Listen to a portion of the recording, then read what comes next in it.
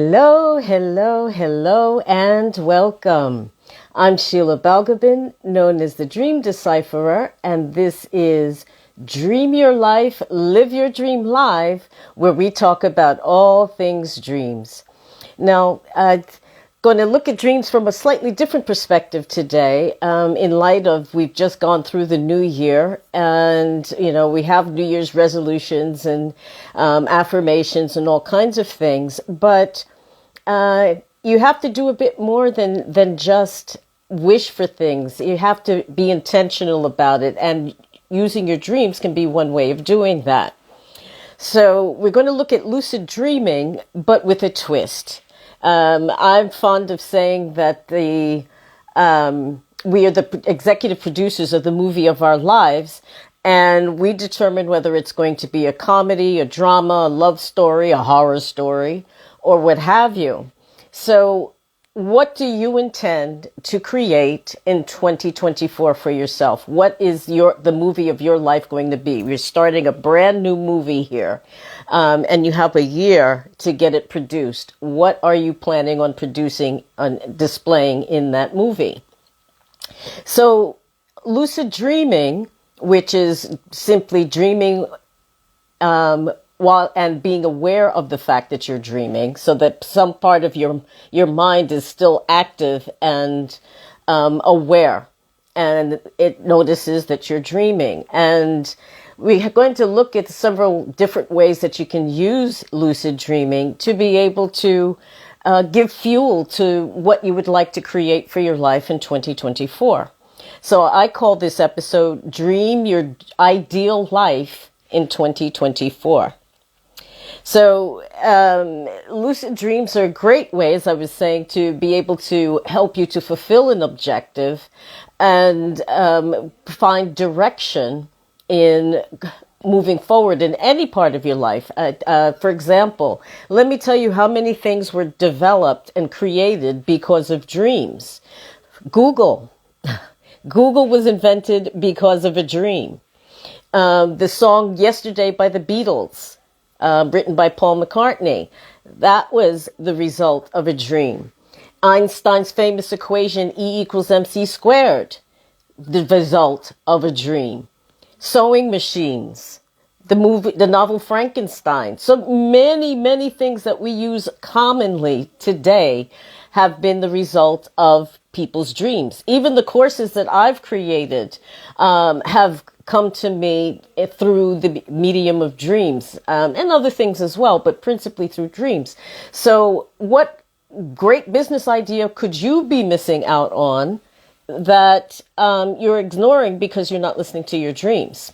Think about that.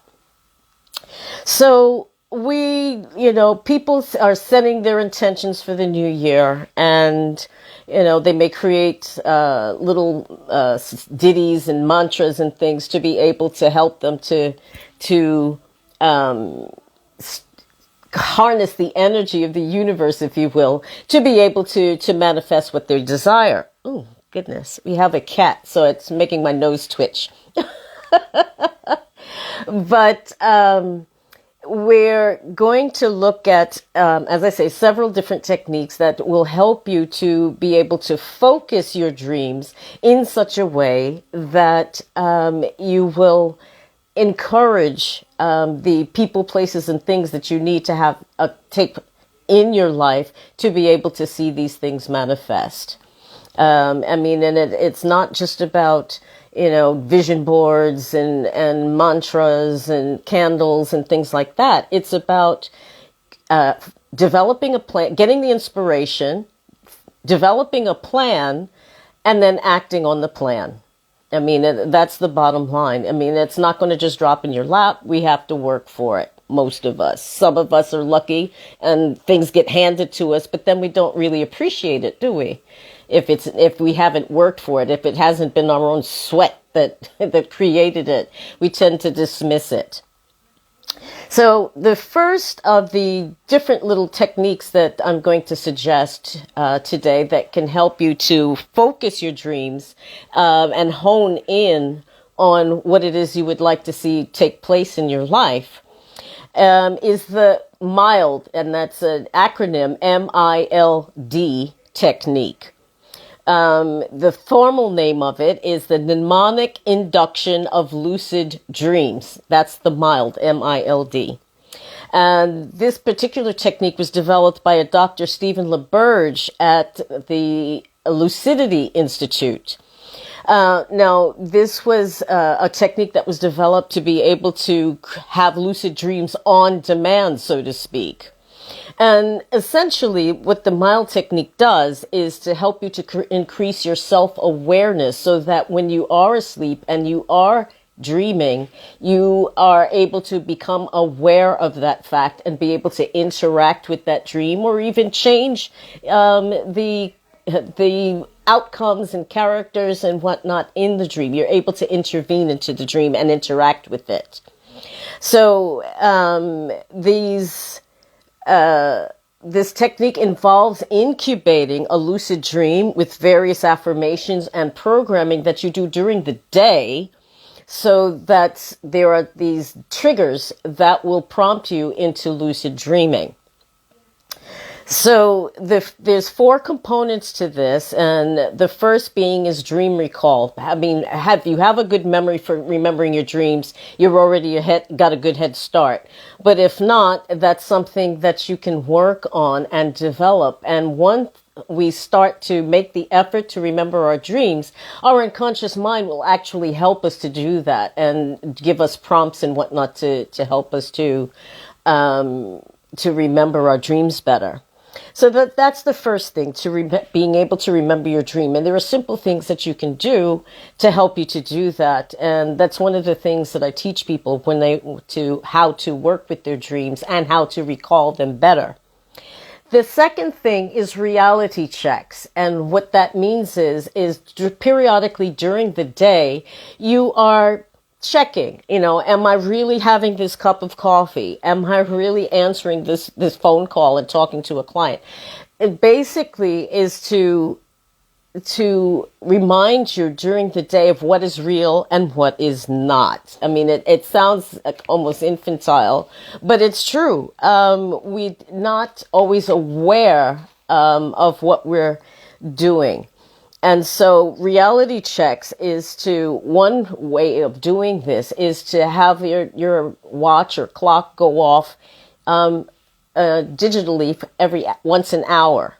And when it beeps, try to do something that seems absolutely absurd, like trying to push your fingers through your wrist. Now, of course, if reality check, you are unable to push your fingers through your wrist. Of course not. You're awake. But in dream state, if you do the same thing, you can probably pass straight through to the other side. And that is the trigger to make you aware that you are actually dreaming. So it's like programming yourself to perform these little checks so that when you're sleeping and something you're dreaming, you can perform, some part of you remembers to perform this reality check. Is this really happening? And try to push your finger through your wrist. Now, it sounds a bit weird, but with practice and training the brain to react in this way, it will fire when a dream occurs. It's like, along with affirmations and other things that you would be doing. So then there's the next step is lucid affirmations. And it's just simple phrases, simple mantras, if you will, which is just a short, repetitive, meaningful phrase that sets the intention. So you're saying, next time when I go to sleep, I will dream and I will remember my dreams. I mean, whatever it is, it should be short, it should be meaningful to you.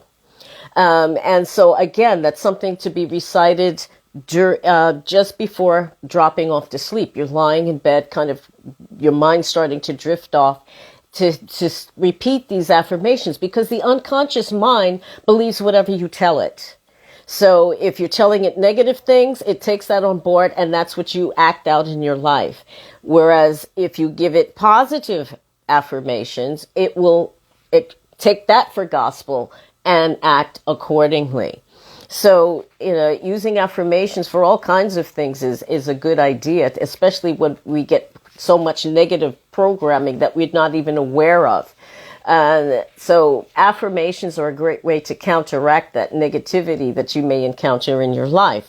But in this particular instance, you're looking at a short, brief phrase that will set the tone for you when you go to sleep. So that as you're going to sleep, you're telling yourself, I will dream and I will remember it. It doesn't have to be elaborate. It needs to be, like I said, short and sweet. Now, the fourth step is to actually visualize your dream. And what that means, it just as you're drifting off to sleep, think about a dream you may have had recently and kind of re-enter into that dream. You can do that as you're drifting off to sleep. You may think that it's just kind of daydreaming, but it's actually quite a powerful technique. And Carl Jung called it active imagination, where you awake, re-enter your dream, and interact with it, so that the characters, the places, the people, the things that are in the dream, you can interact with them. And it sounds like I'm talking to myself. Yes and no, but it's a greater self, a greater part of you. The unconscious mind is likened to a vast ocean, and our conscious mind, the part of us that says I, is just this little teeny cork bobbing on this vast ocean of the unconscious. So there's different aspects of ourselves which come up as different characters even, that live within us. It's like an unknown country that's right inside of us. And this technique of visualizing your dream gives you the opportunity to interact with those characters, the people, your psyche, and you're not even aware that they're there. So that's the mild technique. But there are other things that you can do. There's setting intentions before your bedtime that you can do. And that's about grounding yourself, really grounding yourself, and becoming rooted and firm within the earth. And then energetically seeing a link between the ether, where dreams are, and you here in the ground. Essentially bringing that energy down from the ether into the physical. So from the non-physical world into the physical world. And this is something that can be done over a period of time, say a week or so, to start to inculcate that energy that I am opening myself up to receive this greater wisdom, this greater part of myself that's connected to all that is, into the body, so that it can be made real in the physical world. So you're doing this, you're drawing this energy down, and then you're stating to the universe, it's my intention to receive clarity about whatever it is that you want, whether it be a job situation, a relationship issue, a business matter, whatever it may be. But you're setting the intent. You're telling the universe, listen, I want some information about such and such. And this is what I intend to receive from the universe, is this clarity about whatever it might be. So, and then to end that intention with that, not only you're going to receive this information, but you're going to feel rested and energized during your sleep and when you wake up in the morning. That you will be, not only get the information that you need, but you'll feel good and rested. So there's different things that you can do. And you need to find what works best for you. What works for me is not going to work for someone else, who's not going to work for someone else again. So, to do a bit of investigation, and that's part of the manifestation process as well. You can't just visualize, and sit there and expect that you're going to get what you want. No, you're going to have to use some elbow grease and do some work. We all do. Most of us have to work at gaining, making our dreams real. So there has to be intentionality on the mental and emotional and spiritual level, but there has to be intentionality on the physical level. Like I said,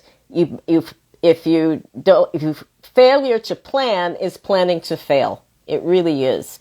You have to have at least the beginnings of an idea and gain information from people if you need it.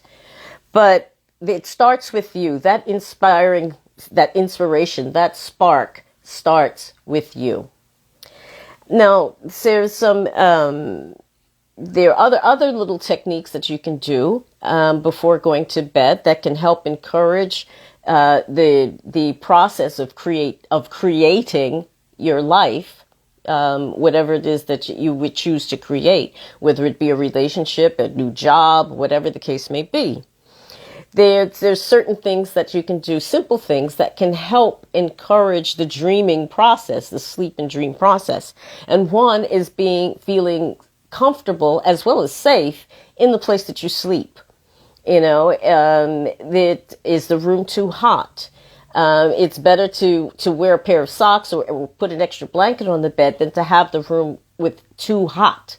It disturbs our sleep and interrupts the sleep cycle, which is, if it's not long enough, you won't be able to dream because the dream cycle is at the bottom of the sleep cycle.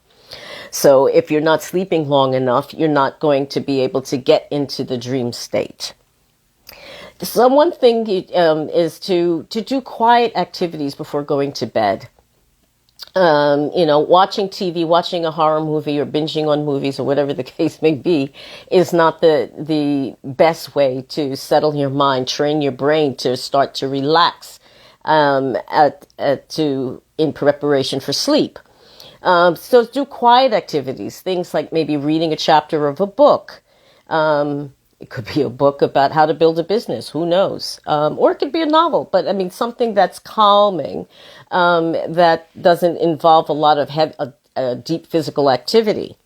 Journaling, going over your days, like what worked, what happened during the day, what you're grateful for, 3 things every day, what you're grateful for is a great way to prime the pump with regard to manifesting what you choose to have occur in your life, or to who you choose to be in your life. So journaling, and in that journaling, write down what it is you wish to dream about, what it is you have questions about and would like to have answers for. So that's part of being intentional with regard to your dreams.